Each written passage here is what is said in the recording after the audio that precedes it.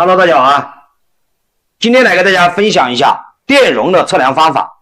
电容是电子产品当中应用最广泛的元器件，在 PCB 板的正面和反面都可以看到有大量的电容，所以学会判断电容的好坏至关重要。电容按照极性来分，可以分为有极性电容和无极性电容两大类。这3颗电容是有极性电容，这1颗电容是无极性电容。在有极性电容当中，没有标记的这边是电容的正极，有标记的这边是电容的负极。第一排字母代表电容的生产厂家，第2排字母和数字代表电容的额定耐压值，第3排数字代表电容的容量。这里要注意的是，电容的容量允许的误差范围是在正负 20% 左右。这一颗无极性的电容，我们从外观上面分辨不出它的正和负，所以在更换的时候也不需要考虑它的正负极。那么我们用望远表如何来判断电容的好坏？首先，在测量电容的时候，一定要将电容取下来单独测量，并且将望远表打到2极管档，将电容的2个引脚短接进行放电。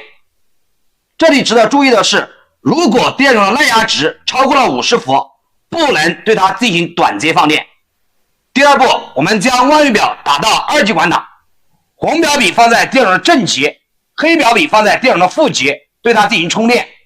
这个时候，望远表的读数应该从小变到无穷大。这一颗电容说明是正常的。我们再来测这一颗电容。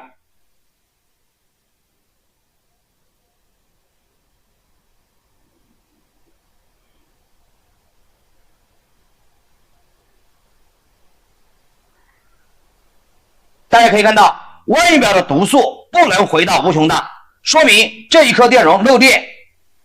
我们再来测这一颗无极性的电容，大家可以看到它的读数为0，说明这一颗电容已经短路了。下面我通过一个实验给大家讲解为什么电容要取下来单独测量。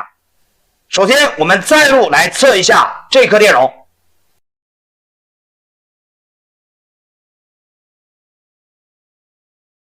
测量的时候，它的读数能够到1000多，貌似是好的。我们再把刚刚的这颗坏电容装上去，再进行测量。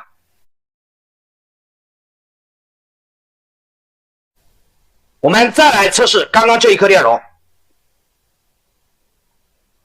发现这一颗电容已经短路了，这一颗也是短路的。所以电容在电路当中采用的是并联的方式，只要其中有1颗电容短路，其他电容就算是好的，我们在测量的时候它也是短路的状态。所以要准确的判断电容是否是好的，一定要取下来单独测量，好吧？今天这个视频就跟大家分享这里，如果需要系统化学习，可以私信我。